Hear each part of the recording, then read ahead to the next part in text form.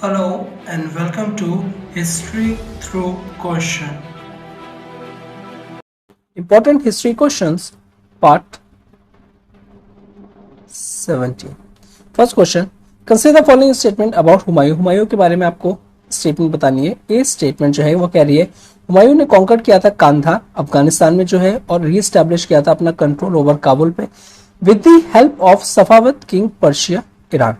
Now अब वो काबुल को एज अ बेस यूज कर रहे हैं अपने इंडियन कैंपेन्स के लिए. जब शेर शाह ने हुमायूं को डिफीट कर दिया था तो हुमायूं जो थे वो पर्शिया चले गए थे, ईरान चले गए थे और सारे इवेंट्स उसके बाद होते हैं. तो yes, both A and B are correct and 3 is the correct answer. Consider following statement about Mahmud Gawan. Mahmud Gawan के बारे में आपको बताना है.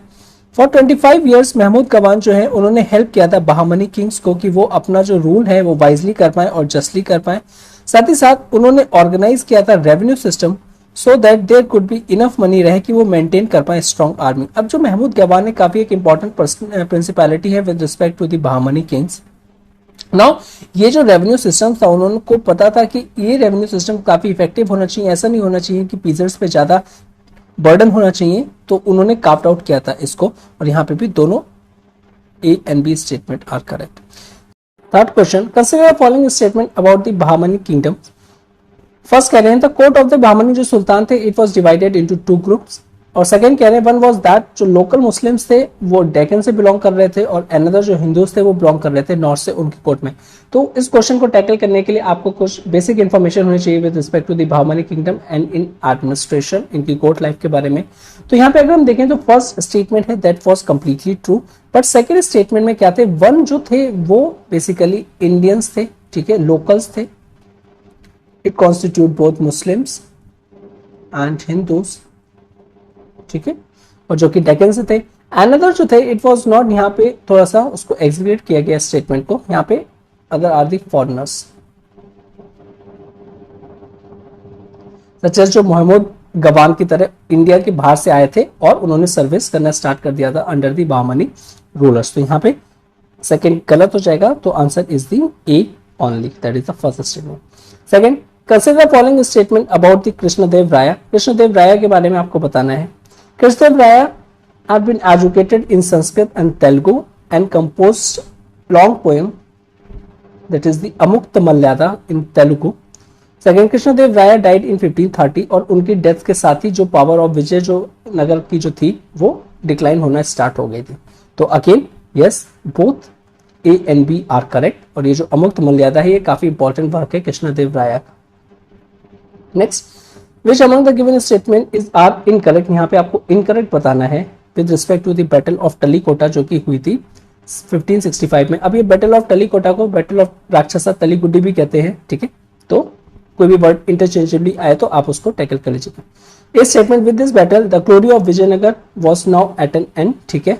अब वो डिक्लाइन हो रही थी, विजयनगर की पावर स्टार्ट हो गई थी लेकिन अब वो एंड हो गई थी इस बैटल के थ्रू. द 3 किंगडम्स जो कि थे नॉर्थ डेक्कन के Bijapur, Golconda and Ahmednagar participated in this battle against the Vijayanagar. Okay, तो यहाँ पे भी अगर हम देखें तो both statements are correct. So answer is 3, both A and B. Now sixth question, consider following statement. First the Portuguese जो शिप था वो जो वेस्ट कोस्ट में आया था इंडिया में वो था वास्को डी गामा का और वो आया था 1498 में, ठीक है. सेकंड कह रहे हैं जो पोर्चुगीज है had to sail around the southern tip of the Africa that is the Cape of Good Hope to reach India. Because यहाँ पे अगर मैं अफ्रीका की स्ट्रक्चर बनाऊं और ये यूरोप का है तो यहाँ पे पहले लैंड रूट जो था इंडिया के थ्रू, ये इंडिया अगर मैं रख लूं तो यहाँ पे क्या किया था, जो अरब्स थे उन्होंने इस पे कंट्रोल कर लिया था, ठीक है ना. अब क्या था, एक ही ऑप्शन बचता था कि यहाँ से सेल करके, ठीक है, यहाँ से इंडिया की तरफ आया जाए, that is the Cape of Good hope.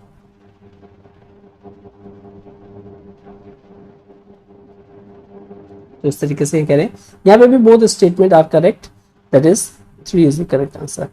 Seventh question says that which among the given statement जो करेक्ट है about the Portuguese in India. जो पोर्चुगीज मर्चेंट्स थे वो रहते थे live near the factories and courts and these are called settlements. इनको dedicatedly एक term use किया गया that is the settlements. Early settlements अगर हम देखें पोर्चुगीज का तो वो गोवा का था जो उन्होंने कैप्चर किया था, ऑक्यूपाइड किया था 1510 में.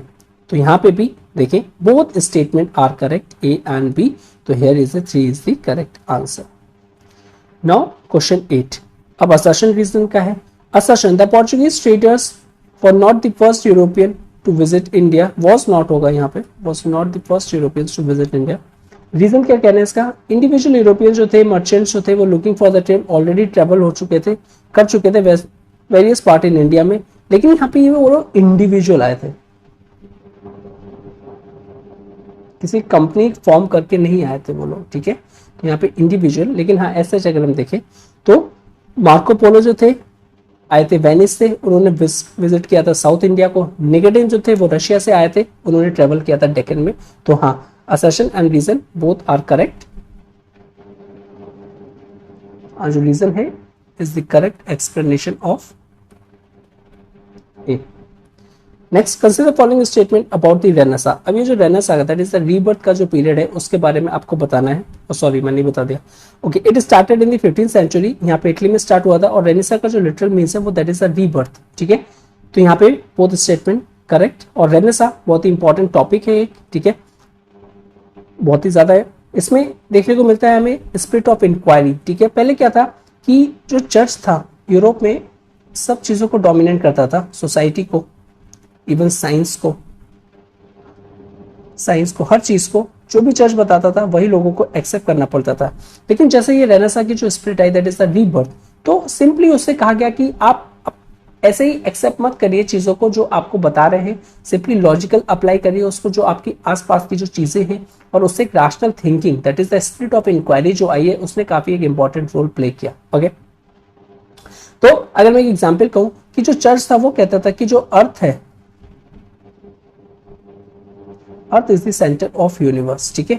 तो रेनेसा आने से क्या हुआ कि ये जो एक्सेप्टेंस था कि सिंपली जो चर्च ने कह दिया उसको मान लिया, उसको अब डिस्कार्ड किया गया, उसको on the basis of logical reasoning और with this help of various datas के थ्रू एनालाइज किया गया, चीजों को पढ़ा गया। उसके बाद बेसिकली फाइंड आउट किया गया कि जो सन है is the centre of the universe and not the earth as was told by the church. Okay, 10th question, consider the following statement. After the long period of dark ages, a new movement in Europe start हुआ था, which lead to the many features जो कि associated the modern thinking and living से।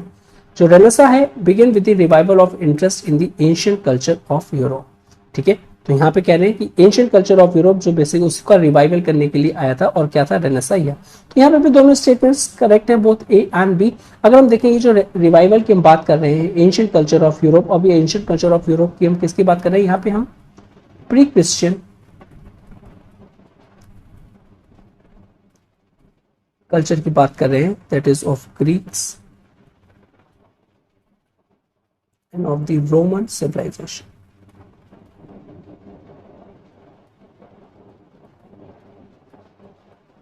Okay, so with this we completed. If you like this video, please do like, share and subscribe, and thank you very much for watching this. Have a good day and stay safe.